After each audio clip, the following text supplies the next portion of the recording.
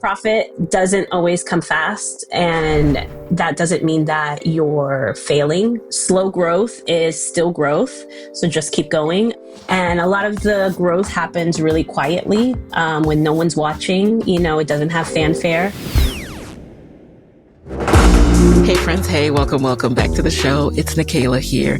And today in the guest chair, I have a returning guest. Her name is Amy Anaiz, and she is an acclaimed Afro-Latina photographer turned product designer and founder of Ozais, a sustainable home goods and fragrance brand that blends intentional design with everyday functionality. Her pieces are multi-use, sculptural, and made to elevate the way you live. Beautiful enough to display, but built to be used and reused. Amy and I also go way back to a friend group established back when I worked for MTV Networks, and we were all starting out our careers in media, advertising, PR, you name it. And I first featured Amy on Side Hustle Pro in episode 96, 7 whole years ago. So much life has transpired since then, and Amy is here to talk about these pivotal moments and these shifts, and also talk about her newest business venture, Ozais. I would like to give you a heads up, kind of a trigger warning, that this episode will touch on pregnancy and infancy loss and stillbirth. So if those topics are a trigger for you, I just wanted you to proceed with caution. Amy's journey is one I respect and admire so much, and it is truly a blessing to have her back in the guest chair. And with that, let's talk to Amy. All right, Amy. Welcome back to the guest chair. Thank you so much for being here again. Thanks for having me. I can't believe it's been since episode 96, and now I'm in the 400s, and so much has happened in both of our lives. It's been 7 years. But for those who haven't listened to that episode yet, tell us a little bit again about how you pivoted from a side hustler working in TV production into photography. So thanks for having me. It has been 7 years. A lot has changed since. But I began my career journey in advertising and public relations. I was actually a talent agent. So I was on the back end as far as the booking end. And I worked with renowned photographers, stylists, hairstylists, all of that to book them advertising jobs. I did that for about 7 years. And while I was a talent agent, I was photographing. So I've been a photographer literally my whole life since I was a very, very little girl. But it was something that I didn't think I could have a career in. My parents are Caribbean. I needed a real job. Right. So that's why I did the ad PR route. But when I moved to New York, it was with the intention of becoming a fashion photographer. So that's why I started working with fashion photographers. But I quickly realized that though I still loved it, it wasn't necessarily the type of photography that I wanted to continue to pursue. And I got into weddings and portrait work, and I've been doing that ever since. So the 7 years that I was there, I was building my photography business on the side. And finally, I was able to let that go and fully focus on my own photography business. And here we are 13 years later that I've had my own business, and I've been my own boss since. It's been amazing, incredibly lucrative. It's taken me all around the world. And I still love it. It is something that, I think it will always be a passion of mine. It will always be a huge love. And something you're so gifted, so you have this eye, your even how you edit your photos, like it's just stunning. I mentioned TV and production because that's where we crossed paths when I was working at MTV Networks. So what were you doing there? So I'm like, wait, advertising PR. Yeah. So it's funny because when we met, it was through a mutual, not sorority sister, but a mutual friend. And we had gone to college together. And when I moved to New York, I didn't know anybody here. So she was one of the few people, and she brought me into your MTV network. And she was like, you don't work here, but you're kind of adjacent. So she kind of brought me into that friend group. Coming back. Okay. And honestly, it's such because that was geez, almost 20 years ago, right? So we're Yeah, super yeah. aging ourselves. But it's such Right. amazing to see how that friend group kind of evolved and like where they are Where we now. And all like, went. Yeah. it's so amazing to see everybody's growth and just to see Yeah. how like we were such guppies back then, you know, like Mhm. first timers So at everything. eager, wide-eyed, just so, dreamy. But it was so good to have, our crew. Like, we used to do dinners and meetups. A lot of us were connected via, Greek organizations. But yeah, I don't know if I just have some mental fog going, but I could have sworn you worked for TV networks too. I was there. I was adjacent. You were there. You just fit right in very smoothly. I'm a good chameleon. I get into this. Yes, It's funny yes. because there's a lot of spaces that I'm not necessarily like part of, but I'm always like adjacent to, and everyone always thinks they're like, "Oh, you didn't work there," and I'm like, That's like those people in college who you realize you're like, wait, you don't go here? You don't go to this school, do you? But they're in the dorms, they're in the dining hall. It's like, okay, all right. Hey, friend. For years, maybe even decades, you have learned how to shrink your brilliance into job titles, right? You've learned how to sum up your experience in neat little bios and learned how to be professional enough for the room. But what happens when that title no longer fits the fullness of who you've become? What happens when your job title no longer feels like the whole story? That's when it's time to shift. Introducing Shift, a 6-month one-on-one podcast coaching experience with me for the woman who knows she has more to say and is ready to say it on her own terms. Apply to Shift now at sidehustlepro.co/shift. Inside of Shift, you'll work one-on-one with me for the next 6 months to align your content with a bigger vision and expertise and turn your podcast into a clear platform for visibility, community, and revenue. Because shifting isn't just about a podcast. It's about the version of you who finally owns your voice and what happens when you do that. Podcasting is not just a platform. It's a mirror, a space to process, reclaim, and reintroduce yourself in your own words. Apply to Shift now at sidehustlepro.co/shift. This is where your next act begins. The one that's not defined by titles, but by your perspective and your purpose. It's time to create a platform that fits who you are now and who you're becoming. Apply to Shift now at sidehustlepro.co/shift.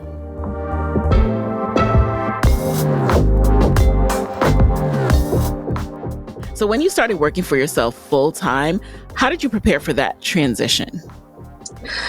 It was a long preparation. I think I was preparing for it from when I got a full-time opportunity as an agent. I knew that I wanted to do photography. Like that was always my main objective.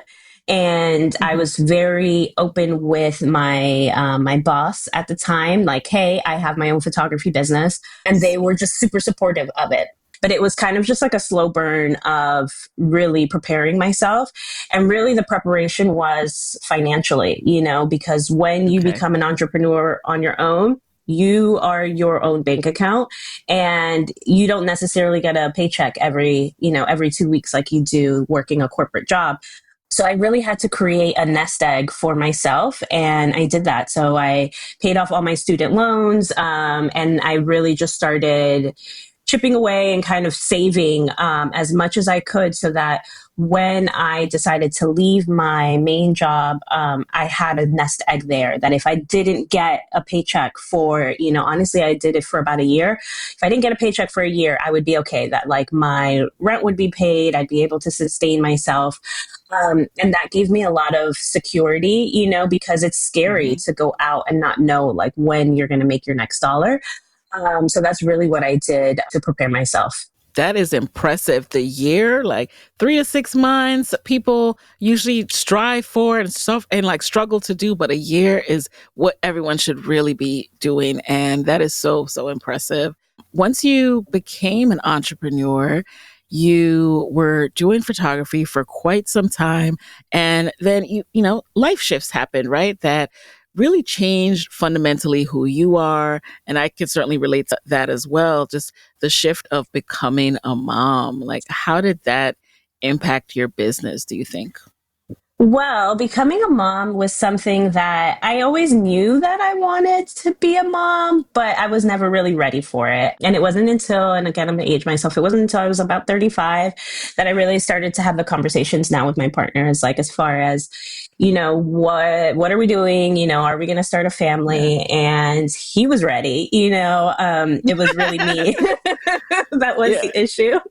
So, but I remember we were actually in Cartagena, Colombia, and we had a very heart to heart conversation. And he told me, he was like, look, and this was pre COVID, he was like, Hmm. if we're really going to do this, then you need to slow down. He was like, at this point, Ooh. I was, shooting like over 40 weddings a year. I was busy every single weekend. I was so burnt out at that point that he was just like, this is not sustainable. If we're going to become parents, we both need to be present. And right now, as much as you're working, you're going to really, I know you don't necessarily want to scale back, which I did want to scale back, but like, not that I didn't want to stop working. I just really just needed to take more time for myself. So that was probably in 2018-ish, around there, that Okay. we had that serious conversation. And then I didn't become a mom until 2022. So it took some time to get there. And in between, like COVID happened. A lot of things happened in between. But yeah, in 2022, I became a mom. And your experience, we talked about this a little bit before the episode began, but you had a very tragic experience in becoming a first time mom. And that's certainly shaped who you are today. And I really admire how transparent you're able to be about that, because I respect you so much for being able to move in a way where you're able to help others while missing your baby girl so much. So can you talk a little bit about that? Absolutely. It's something that any opportunity that I'm given to talk about her, I jump on it every single time. So, in becoming a mom, it kind of goes a little bit before that. So, I lost my dad in the fall of 2021. So, it was end of October. And it wasn't super surprising because my dad was, he was ill. But it was surprising in the sense that, like, I literally just got the call, that dad's no longer with Mhm. us. So that was really, shocking and jarring, to me, as far as like that huge loss, because I was super close to my dad. And in the midst of the grief of, losing him, I find out literally 2 weeks later that I'm pregnant. And Wow. that literally like shook me to my core, because it's like the duality of like this immense grief of losing my dad, and now this, happiness of finally starting this, journey of becoming a mom. It was so much that I made a very big mental note to suppress that grief of losing my father, because I'm very spiritual in the sense of like, I didn't want to put that grief on my children. You know what I'm saying? Like that heaviness. I Right. That wanted to have, energy. Yeah. yeah, that energy. I think that that's the right word. So I told myself in my head, once we give birth, then we can process that, like let's just get through this. Um, and then we found out that we were having twins. And that was something that was completely shocking to me, because I never thought in my life that I would have twins, even though my whole life I wanted Yeah. twins. Like I literally, I feel like I proclaimed this, I spoke it into existence. And it was funny because when we went to our first OB appointment, because I was having really serious symptoms very early on, Okay. which anybody listening, if you have very, very, very serious symptoms early on, you might be carrying multiples. But it was just crazy, like the nausea, like huge cramping, like it was just crazy as far as the symptoms. So going into that OB appointment, I told Jean, how crazy would it be if if we're having twins?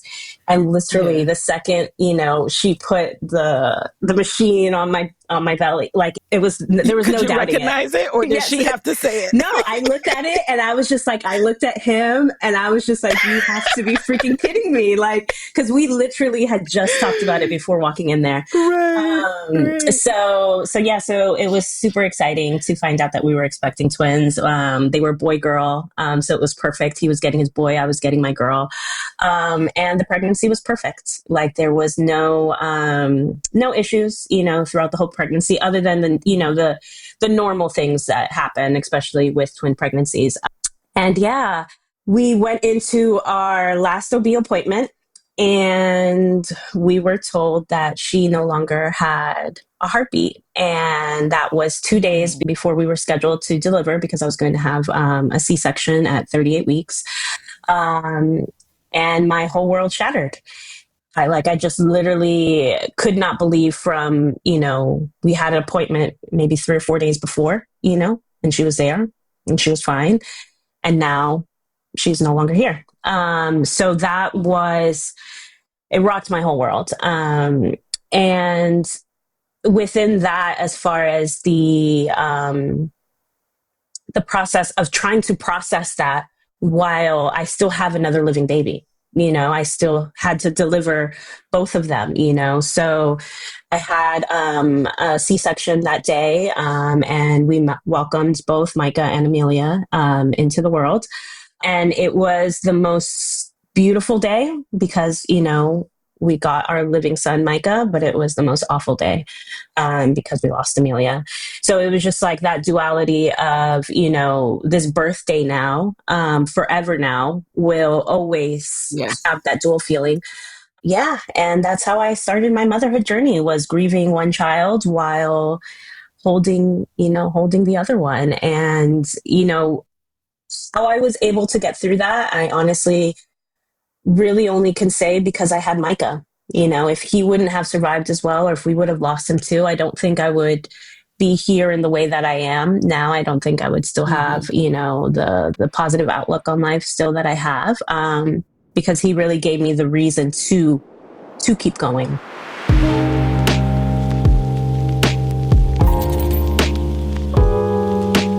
I thank you for that. You're sharing that story and your experience is such a blessing. It is a blessing to me and to everyone who's going to hear this. I think that a lot of times when you have a business and you're usually posting to your business account when you post online, when things like this happen, we kind of just only post business stuff, right? It's like, I don't know how to even explain to you what's going on in my personal life. But yet early on, you shared this with us. How were you able to do that, to have the strength to share that with everyone? I think because I've always led from a place of authenticity. And I think because it rocked me so much that I wasn't going to be able to continue being and showing up as the same Amy that everybody was used to seeing me as.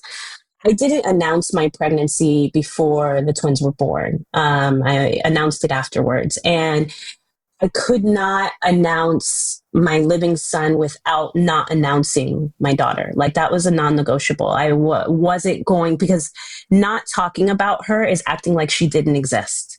I held her. Yeah. I have photos with her. She existed. And I think that there's a lot of shame that is put on mothers and families, when they experience stillbirth or when they lose a child in that way, that society, because they didn't get to meet them, because they're not here in the way that is conventional, that child no longer exists or that child gets forgotten about. Right. And I didn't want that for my daughter. I wanted everybody to know who she was, and I wanted to be able to continue her legacy through what I did or through what I was going to do.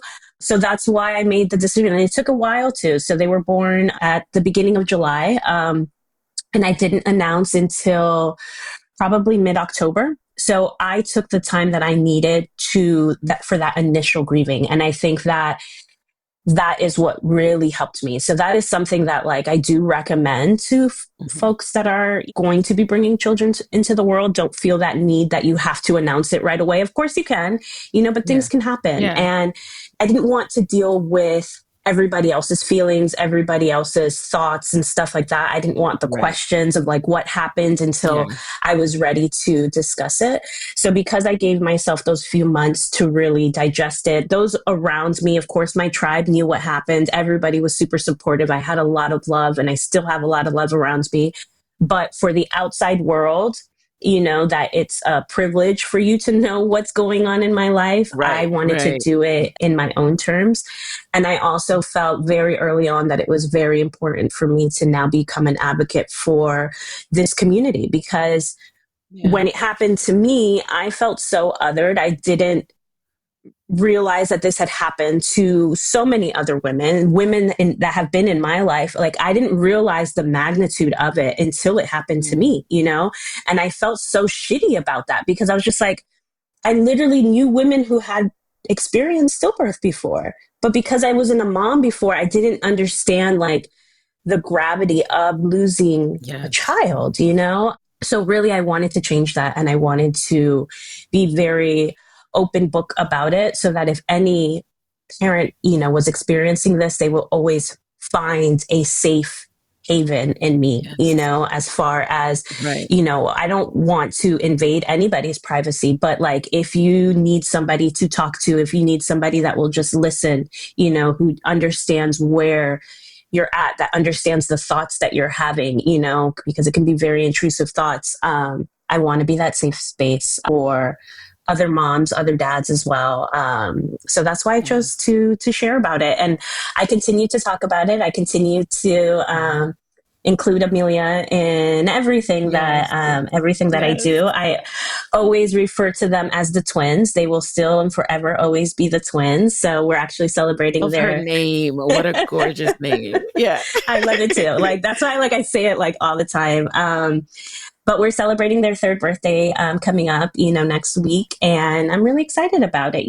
Like I don't Yeah. have, of course, a conventional relationship with my daughter. I don't get to see her grow like I get to see my sons grow. But she's still part of me and she's part of everything that I do. And I think that her loss really it just made me a different person and it made me such a Yeah. stronger, wiser, sharper person. And I think it made me a better mom too. I think I have Yeah. a lot more empathy. I have a lot more softness to my children now that I don't know if I would have had, before, so now I know like, the how sacred and how precious things are that like literally I take advantage of every single day, like every single day. Yes. And you know what else is sacred? It is something you said, like, while we don't encourage parasocial relationships, it certainly is a blessing to know someone else, whether it's just someone you saw online share their story, who's gone through something that you can reach out to. And I can't tell you how many times I've reached out to my Instagram friends because I remember such and such said they went through this, right? And that's why it's so important to share our stories, no matter how traumatic at times when you're comfortable. Like I don't think that any of us should feel pressure to talk about things. We need to take care of ourselves first. We need to go to therapy and process those feelings first, of course. But if and when you are able to, it is also a blessing. And it has inspired this next version of Amy the entrepreneur. So tell us a little bit about your newest venture and how you were inspired to start that. So my newest venture is my brand named Ozais, which is a sustainable home goods and fragrance brand that blends fragrance and intentional design with everyday functionality. Our pieces are multi-use and sculptural, and they're made to elevate the way that you live so that they're beautiful enough to display, but they're meant to be used and reused.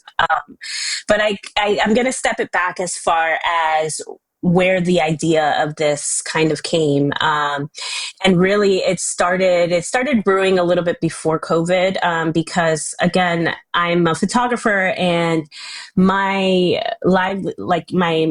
livelihood, I guess that's the word, depends on me. I have to show up to the weddings. I have to physically put in the work in order to execute the job. And weddings Right. are really, really taxing on the body, and I am tired, like Yeah. it's a Yeah. I lot, see you bending, crouching, laying on the floor. like these I these see you. knees don't bend like they used to, so really, Yeah. it was a practical need, what I'm saying, as far as like, Mhm. is this sustainable? Do I want to still be shooting weddings when I'm 60 years old? And if you Yeah. ask me that, no, I do not. So Yeah. really that's where kind of like the idea of starting something new came from. But it wasn't until COVID, that I went from booked and busy, to paused and canceled, and sitting there. Like, I remember in our first episode, I said I had Yeah. my Oprah aha moment. Well, this was like my Osh moment. Like, all my income was like, Yeah. not that my income was gone, because obviously, like, I still had some payments coming in, but really there was no timeline of when things were going to come back to normal. So I started, really, because we spent a lot of time at home looking around, like, well, what can I do? And I realized that I'm a huge lover of all things bougie, and especially bougie candles. I have the Detiques, the Trudones, like all the high end candles. I own one or multiple of them. Mhm. But I was always really frustrated with the fact that it was single use, like you could only use it for that one thing.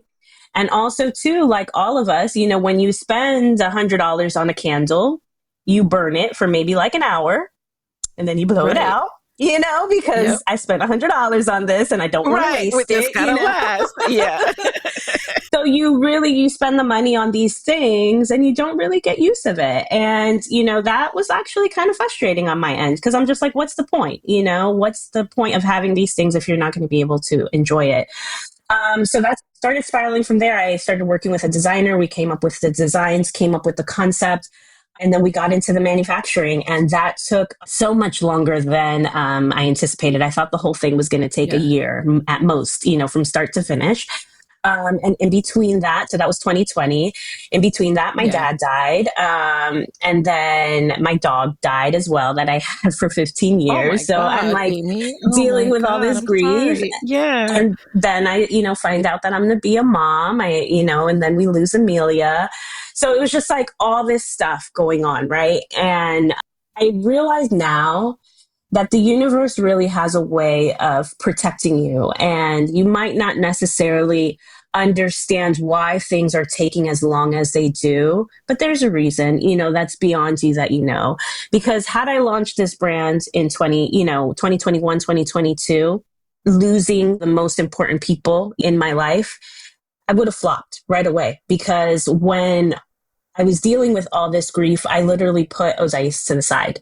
I didn't want, what I'm saying? Like, it wasn't important anymore. Like, it was, I spiraled down into like this whole grief journey, had to do deep therapy, and it really wasn't until about end of 2022, early 2023, that I started to really like start picking up the pieces again and saying like, okay, well, let's continue this. And it really became part of that, as far as part of the reason behind it was the grief, realizing that tomorrow's not promised, and that I was trying to build a brand and build, new pieces that really kind of had that story in a different way, as far as being able to really evolve with your pieces and really use your pieces, not feel bad about using them. And it's something that, like, if you're going to make this investment in these goods, that it's something that's going to be part of your life, just not a figment there. So yeah, so that was that. And then in 2023, we continued on, but like the whole process of manufacturing, like, it is not for the faint of heart. Like, it took forever. I can imagine.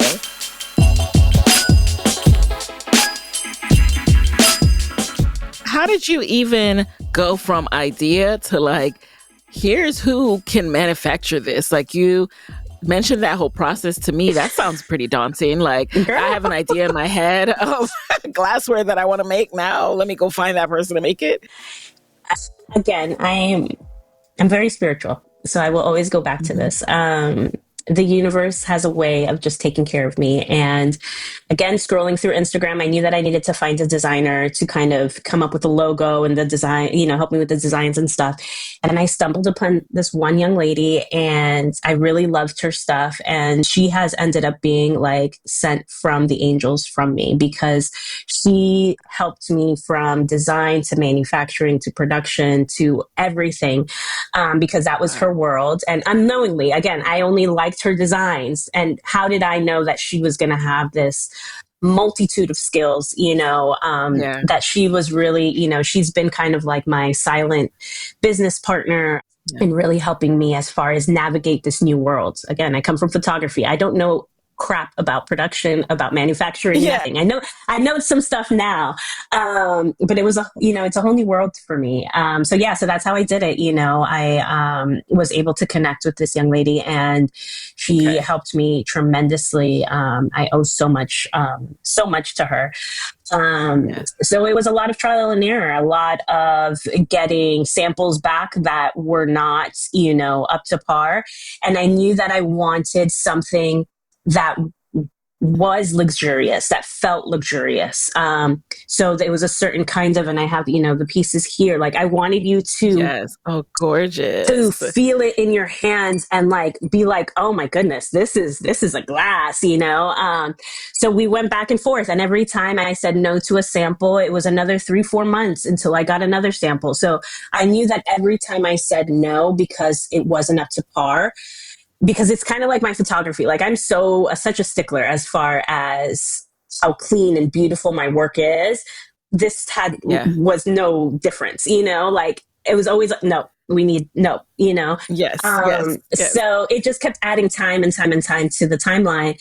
And my manufacturers were getting frustrated with me. I think my designer was getting frustrated with me. Just pick one.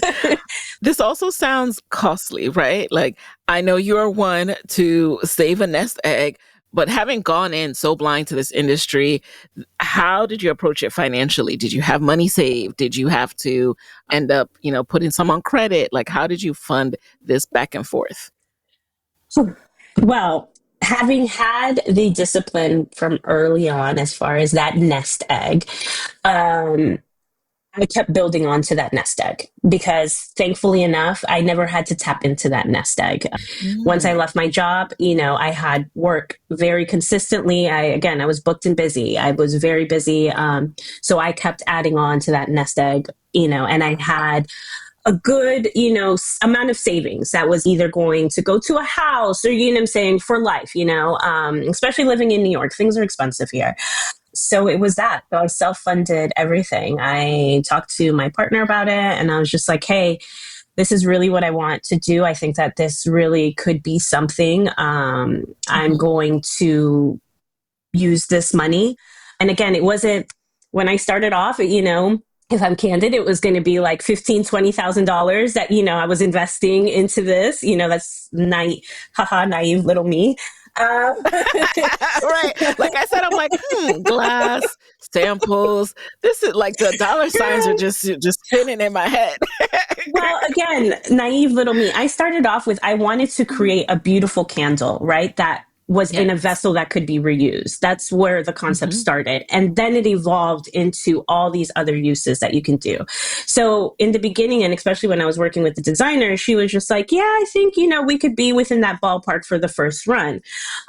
That quickly spiraled. So I've self-funded everything. And it's been humbling, because I have really drained, and I don't want to say drains because I still look at it, as a huge investment. But I have really, that nest egg invested a lot. Them eggs ain't there no more. But that's real and that's candid. So thank you for sharing that. Yeah, like it's super expensive, and I didn't realize. And again, it goes back to I like nice things. So it was just like, as we kept building on, I was just like, oh yeah, well, I like that. So now that taxes, I'm saying, like everything that you add on or that you amplify, it adds on. And you think that because it's per piece, right? So yeah, the per piece price is not that much, but when you multiply that by having to get 1,000 pieces, that adds up very, very quickly. And then, we produce overseas. So, the import duties, and this was before the tariffs that we have now, those import duties that you have, the freight fees to get it to you, it starts stacking up very, very, very quickly.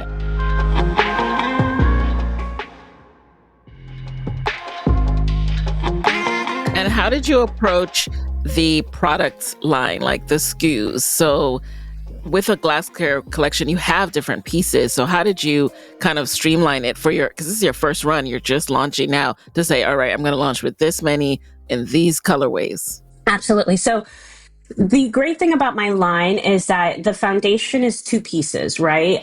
So for those who are not viewing us right now, you won't be able to see it, but watch the video.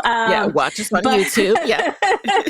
So these are 2 foundational pieces, which is the carafe and the tumbler. So this is kind of what you're starting with, and this is the investment that you're making in.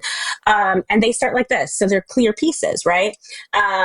Then our manufacturer is able to add the color to it. So it was really creating the colorways that we wanted first, in which I started off with a teal and like a citron color were the 2 colors that like I really gravitated to, that I thought would really be beautiful in people's homes.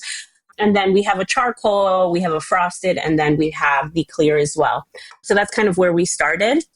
And then the same with fragrances. We have 4 different fragrances that you can get in 3 different ways. You can get it as a candle, you can get it as a reed diffuser, like a diffuser fluid, or you can get it as an oil to use with our mineral rocks. But it's, again, the foundation is 4 different fragrances. And we hope to continue to evolve that as the brand continues to grow. So we're talking now as far as creating some more blends. But that's kind of where we've gone. And because it's those foundational pieces, you can kind of mix and match and build as you need and build as you want. So you're not constrained to one particular way that you want to use it. So if you want to use it for drinking, just as drinkware, our tumbler and our carafe, like they interlock together, so they become a personal decanter. I'm about to stack up, Amy. I say no more. Because you know what it reminds me of too? It reminds me of weddings too, actually. Just like a really beautiful tablescape. Like I could just see this just outfitted. And I also can see this in like a really high-end furniture and decor store. Like not Restoration Hardware, because they're mainly like couches and dressers, right? But but like a Crate and Barrel, like a Crate and Barrel, Nordstrom, absolutely, yep. So, are you thinking that way as well? Like, are you trying to get it in retail first? Okay, tell us more about that. I love that you brought that up. As far as, again, I come from the wedding world. I'm in the events industry. So when I was building this, I really built that with that in mind.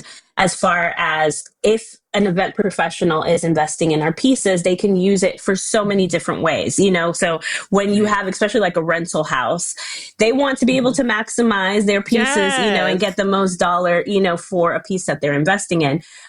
So again, you can use it as a candle. You can use it as a mineral diffuser. You can use it for drinking. You can use it, if you flip it around, you can use it with a decorative candle. So now this one piece, you have 5 different uses for it. And that was the whole thing. I wanted something that was sustainable. We're such a wasteful, and when I say we, I mean as Americans, because I don't live anywhere else, So like as Americans, we are very wasteful. We're so used to single-use things that we use it and then we throw it away. So I wanted something that wasn't going to end up in landfills. I wanted something that, looks beautiful in your home, that's timeless, that does not kind of date you.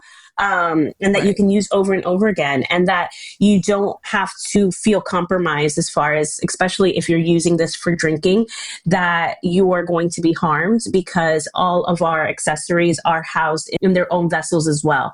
So like the wax, oil, and all of that is not going to seep into your drinking glass. So you never have to worry about, chemicals and stuff getting into you. So it's all those things like that were going through my head when I was Mhm. developing this product, for it to be something that is, again, wholesome, like a whole full line, Yeah. that if you invest in this, you're investing in something that really can live with you. And that's when I say live with you in your home, because as you're transitioning, right? So like, say you're living in your dorm and you're using this as, a decanter, right?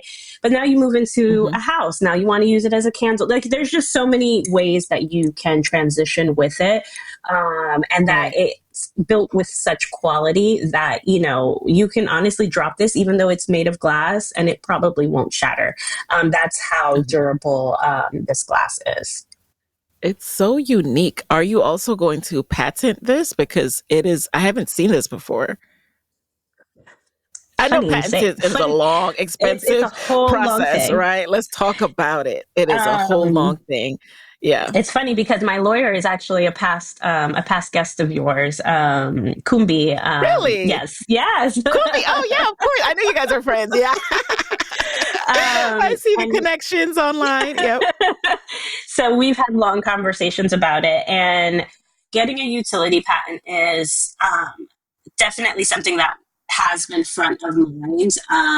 But it's so cumbersome and so expensive that we're Yeah. still exploring it. But I don't know if it's something that we can do. Like, if Right. I'm just honest, like if Because I can invest these that will, thousands of dollars on it, mhm. which, Because you and I want to don't want get to say, profitable first. yeah, and that's the thing. And can we get Yeah. ripped off? Somebody else doing something similar? Maybe, but I'm hoping Yeah. that, again, that the universe will just like protect us, and for right now, until we're able to get profitable and really like invest in something as important as getting the patent for it. But we do have a trademarks, like on our name and all of that. Okay. So we are protected in those things, and we have like first use and like, all of that, like very Of documented. course. But it's just a long Yes. process. Like, this whole business thing, like It everybody thinks is. it's like so easy breezy and like come out with a Hmm. product, and like there's just so many Right. layers to it. No, the girls are Yeah. lying. They're lying online.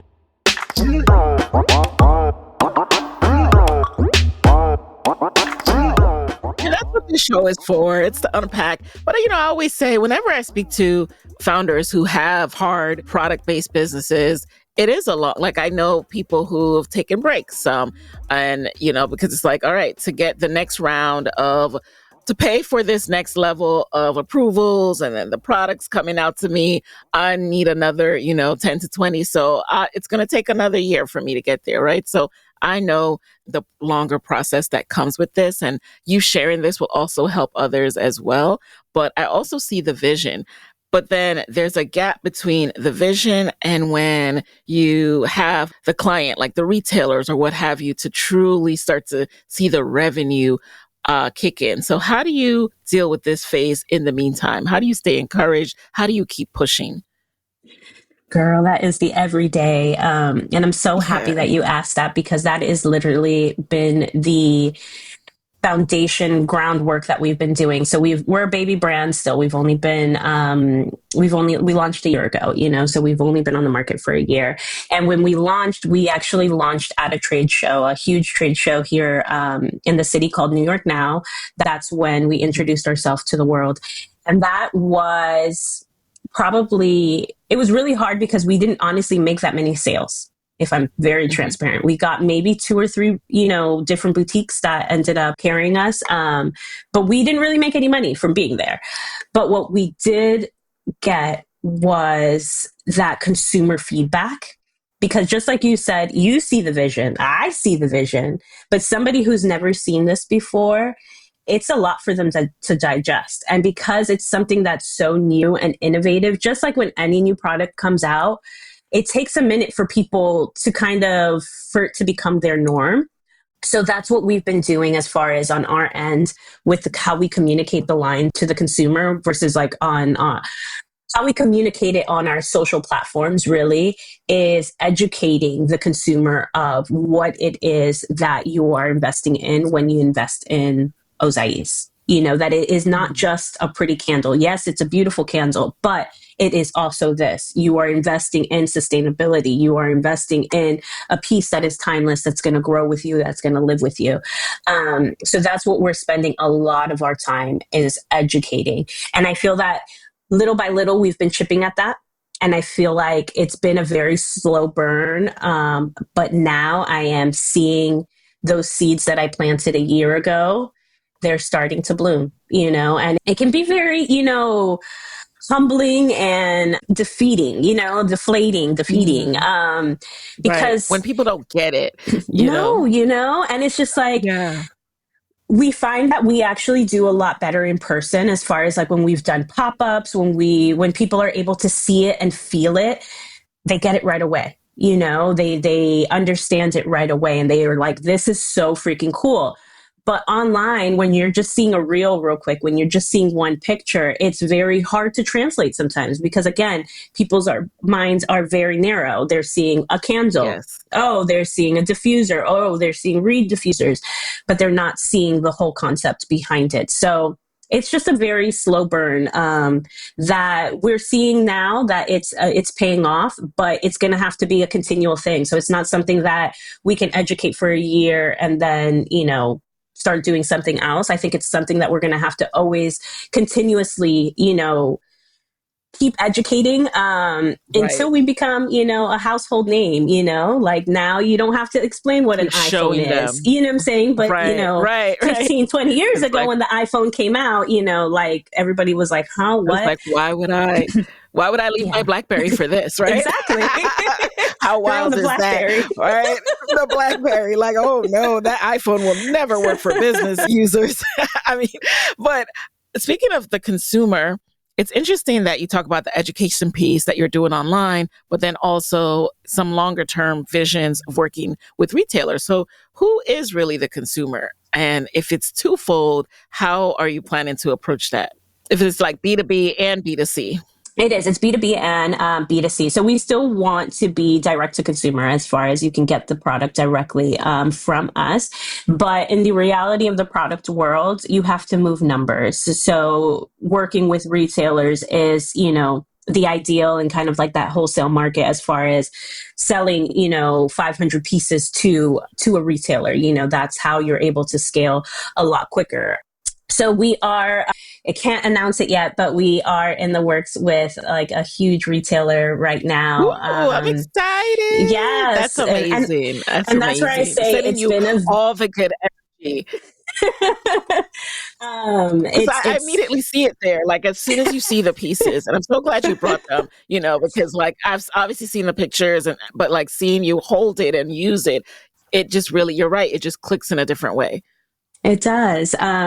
So we definitely see ourselves in high end retail, Yeah. and becoming kind of just like a household, staple. And I think that being in retail and it being more not just New York City based, being able to get it into the hands of more people is kind of where it's at. So we are doing, we did a trade show back in January. We are doing it again now in August. And hopefully, again, it's just a slow burn as people continue to see you. And also too, like my pieces aren't, $10 pieces, you're really making an investment in our pieces. So when a retailer, and especially now in today's economy, retailers are being a little bit more reserved, and I don't want to say stingy, but like a little just more reserved with or conservative with their spend. That's the word. That's the better word. So they're being very conservative on how they're spending, and they don't necessarily want to take a risk on a new brand because they don't know how that's going to perform in their stores. Not yet proven. Exactly. And for smaller boutiques, it's hard too. Like I understand they're small boutiques. So if you invest in all this inventory and that inventory doesn't move, then you're stuck with all this inventory, So I get it as far as kind of being brands that now, like this is our third trade show. I feel that like now being the third one, those same retailers, they're like, oh, they're still there.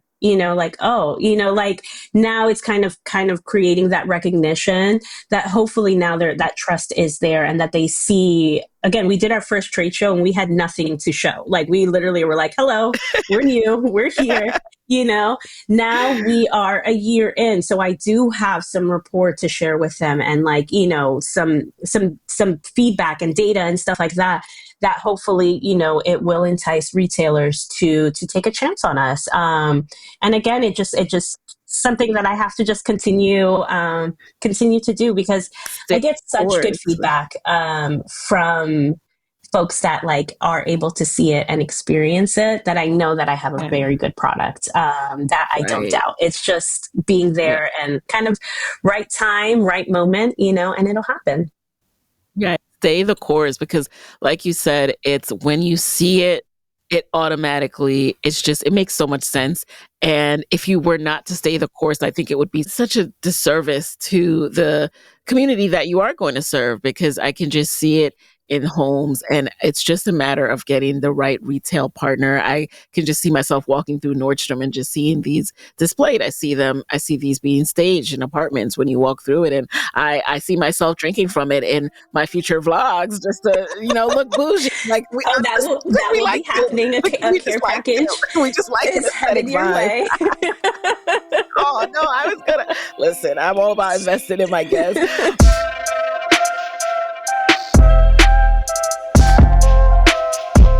Before we go into lightning round, I want to talk about what a blessing it is to have one business and then start a side hustle and be your investor, right? Your main hustle is your business, and then your side hustle is your business. How has having your photography business helped with being able to start Ozais? I think that what I had to tell myself was that I wasn't starting over. Like I didn't Mm. start over with Ozais. I started with Yeah. experience. I have Mm. over 20 years of experience already dealing with clients, dealing with I want to say, like, I've always been a curator, right? At first, I was a curator of talent, and then I've been a curator now of moments, of memories, right? And now I'm a curator of objects, So it's like it's not something new for me. It's just switching to Mhm. a different medium. Um, so for me, I feel like I've been able to transfer a lot of my skills that I had in building my photography photography career into this business.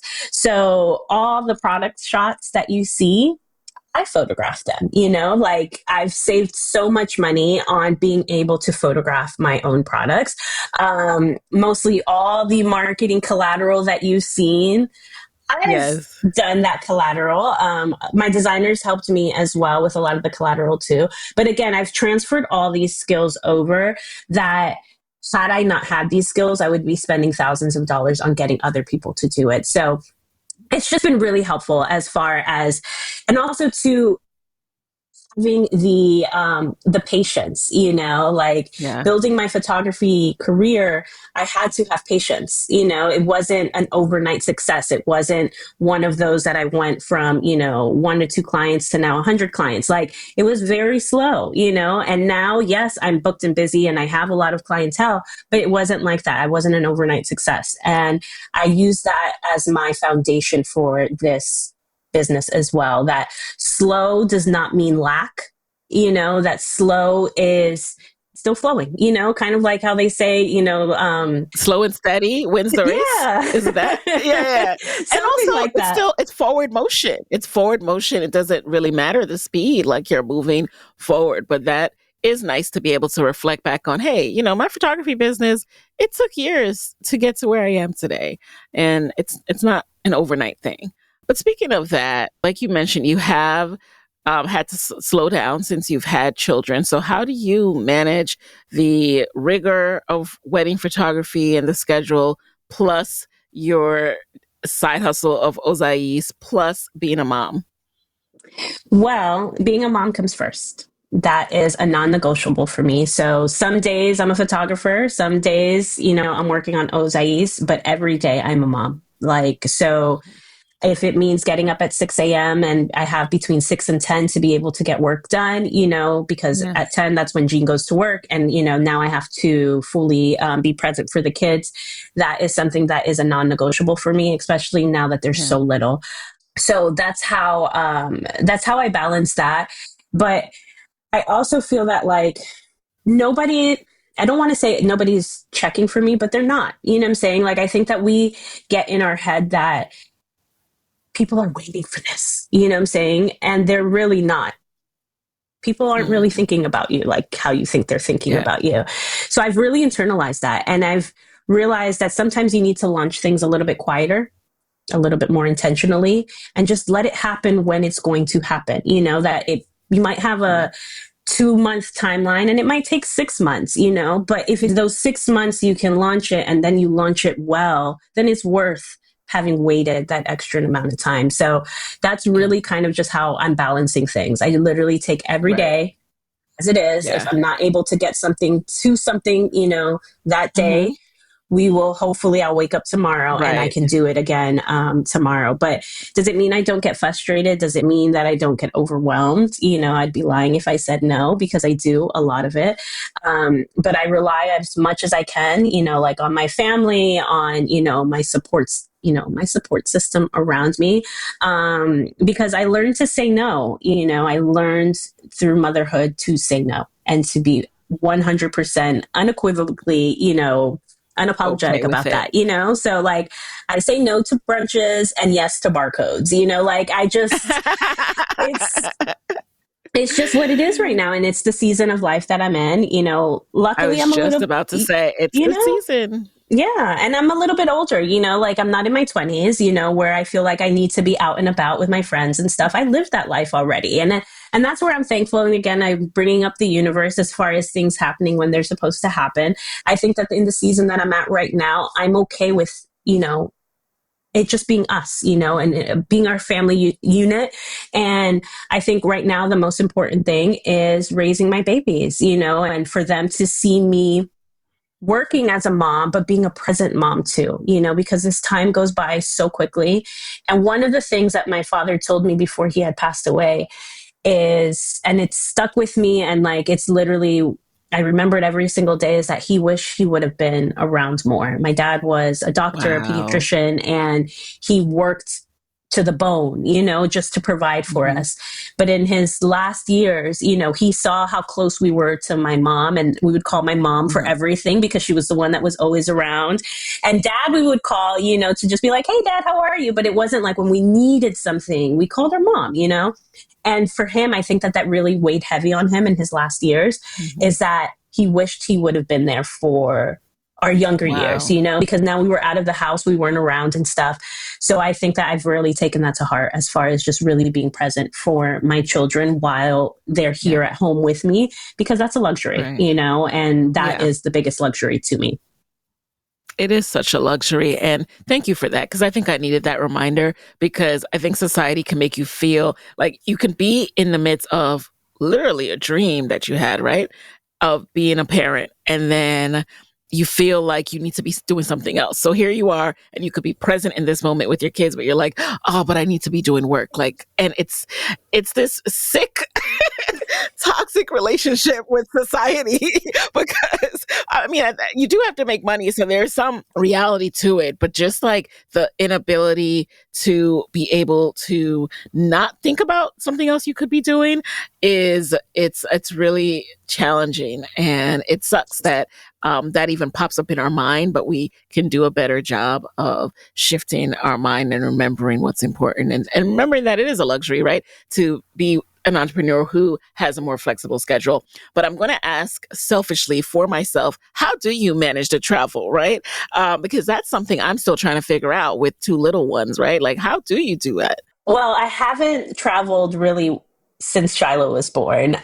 So I don't know how to do it yet really with the Yeah. two.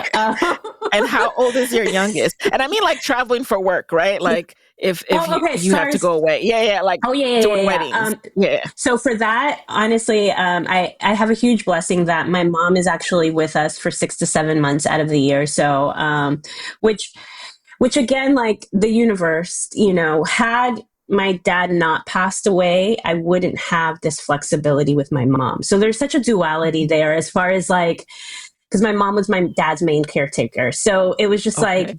it's almost like my dad sacrificed himself so that Mm. my mom could be now here There for with you. me, which is a Yeah. very weird way to, but again, I always Yeah. feel that the universe has like a bigger meaning to us. So like I really try Mhm. to think of the positive in things. But anywho, that was a very long winded. So my mom's here with us 6 to 7 months out of the year. So she's our main caretaker. So that is how I'm Okay. able to do a lot of things. She actually comes back next week and I'm just like, oh my God. So yeah, so I do have, help in that end. And then Jean's family as well steps in as far as with Yeah. childcare. So that's really, I would say my biggest thing is as long as we have childcare, I'm able to comfortably leave knowing that the kids are staying with family. Yeah. But it's also too, I have these things already pre-planned. So that's the luxury of, shooting weddings that I know in 6 months, this wedding's in New Orleans. This summer I'm going to St. Lucia. Like I know these things in advance so I can plan Right. for traveling when I Around need them. to. That's true. Yes. I think like everything's doable. It's just like it feels more daunting. It feels like, oh, there's a lot more to coordinate, and I'd rather just not. Like I'd rather just not pack anything or coordinate. So I'm just gonna stay here. But you're right. When Girl, you know it's in advance, you can make it happen.